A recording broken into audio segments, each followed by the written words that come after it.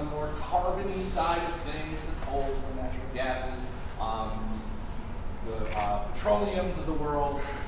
Basically, a lot of power plants come under this idea. I can heat something up, I can create steam, I can create pressure, I can spin a generator.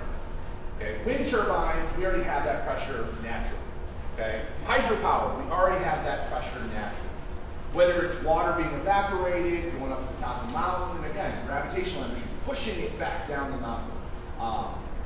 We're either going to use a process that's already there, or we're going to use a source, burn a source to heat. Now, it's not always burning. We use a fair amount of nuclear energy here in Illinois, where it's not burning, but it's fizzing, it's giving off lots of heat.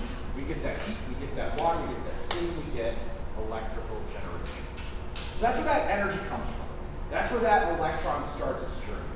ComEd really focuses on funneling that energy to your house. Okay? It's almost like they're the DoorDash for electrons, right? You ordered up a bunch of megawatts. Hopefully the megawatts get there. Hopefully you're nice to your driver, to your driver. All right. Here is the process. I'm going to tell you two ways of understanding. We're going to do the textbook explanation, and I'm going to tell you a story about going to grandma's house. Okay? If we're transmitting electricity, we know that electricity comes from somewhere. Whether it's our heat, our thermal power plants, our wind, our hydro, or our solar panels. Again, we saw how those work very differently than our other power plants. We have that electricity. It's moving. We're working on storage options. There's a lot. Again, I always say I like working with students on STEM because we don't have it. I'm too old, I'm too tired. You guys have to figure out what the storage options are. But once we have that electricity, we have to use it pretty much immediately.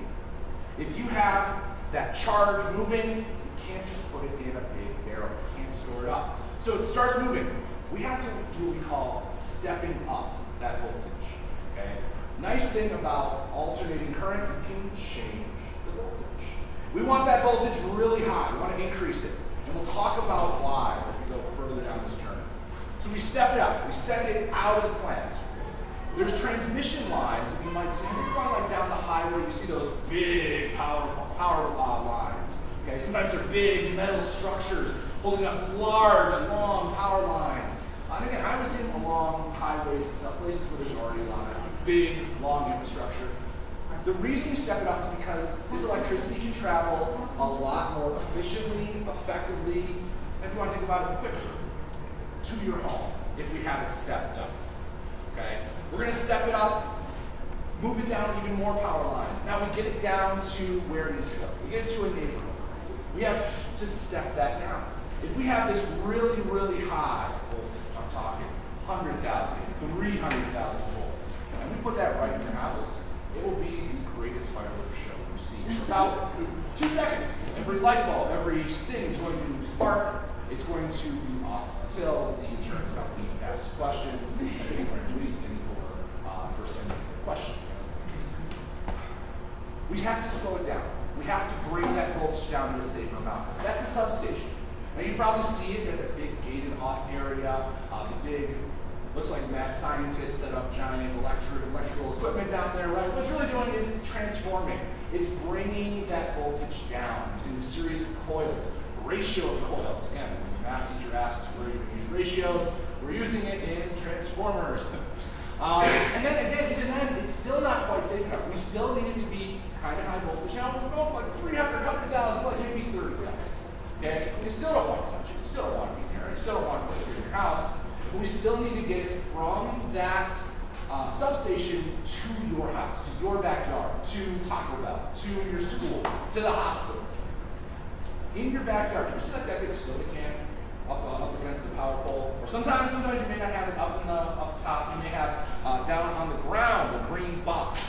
These are going to be your local transformers, your distribution from those 30,000 watts down to 100 volts. Down to 120 volts, which is what we're using in our homes. That's the technical version. Let's give you a better visual. You're going to grandma's house.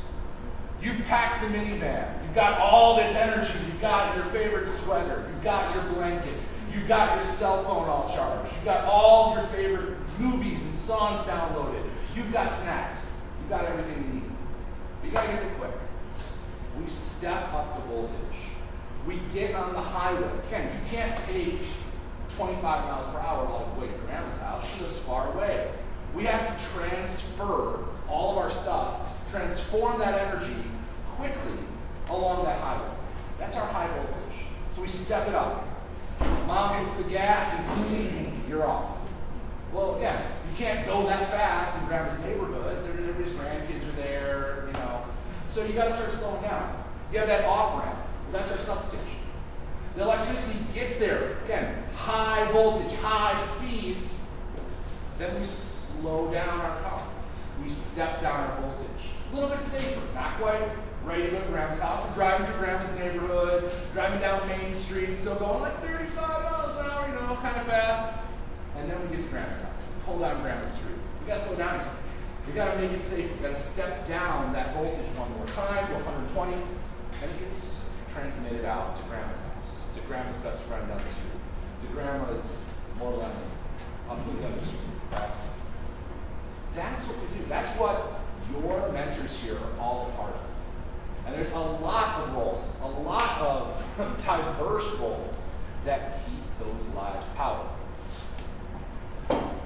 We're going to explore it a little more hands-on. Okay? I can explain it, I can story tell it, but if you don't have a hands-on go-to, it might struggle a little. Let me explain this activity.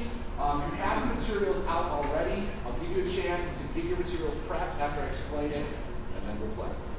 Okay? We are going to have 3 different positions here. We have your power plant. Your power plant, again, it generates electricity. Once the electricity is generated, once those electrons are passing their charge, we need to get them moving on their path to your home. So we need to step them up from the power plant, and we're going to step them down again to the substation. Now, you're going to move that candy by hand from the power plant to the substation. Again, we're high voltage. It's easier to move things at high voltage. Okay? It's a lot easier to have a high, reliable, we lose less of the energy. Again, there's always going to be resistance, even in a conductive material. So we make it easy, move it by hand. But then, again, this is that off-ramp. You're getting into grandma's neighborhood. We've got to distribute it and step it down to a couple different areas. You might see residential, that's where you live. Use electricity at home. I know we all do. Industry, someone's making something. Okay, those are the factories. Those are all those pieces. Commercial, stores, restaurants, shops, etc. We're going to move our M&Ms from power plant to substation. Easy. When we transfer them from our substation to our backyard transformers, we have to use some very important safety equipment here. So you're going to use a straw. So you can move those M&Ms, move that candy by hand from here to here, nice and easy. But when you step it down, again, it requires specialized equipment. To do this, though, again, safety first. Your mentors will talk about how safety moments are a big part of the combo mentality. You're going to put it in here. Hands behind your back. Again, don't want to get your fingers in the way. You're going to move those M&Ms from the big red Solo cup to the little Dixie cups. Now, each of those Dixie cups, like I said, is going to represent a specific area where the electricity goes. Again, we can't just send the same amount of electricity to everyone's house. Different materials, different equipment, different whatever have different needs. So we'll tell you how much candy you need to move. And again, as we go, we're going from that 100,000 all the way up to 800,000. We're moving real easy to move at high voltages. We're going to move using our specialized equipment, the straw, to go from here to here to here, as we step it down again from 13,000 down to 120 volts. Here's what I need you all to do right now. I'm going to come around with I've got our power plants here. I've got our electrons all charged up for you. I'll come drop those off. What I need you all to do is lay out one bowl, one cup, and then 3 Dixie cups. If you could, there's Sharpies at your table, there's pens at your table. Label them as RIC. Residential, where you live. Industry, where you make things. And commercial, where you buy things. So go ahead and label those things up. Grab a straw as well. I'm coming around with your electrons. Everyone gets 1 jelly bean, 1 M&M. Yep, everyone has one, should have 1 set. We should have enough out for mentors to play along as well.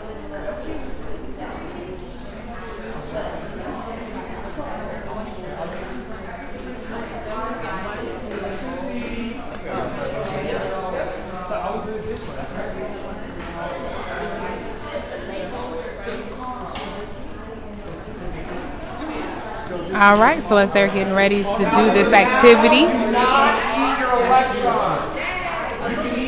we're going to sign off for a little bit, get some more clips for you all, and be right back. Thank you so much for tuning in.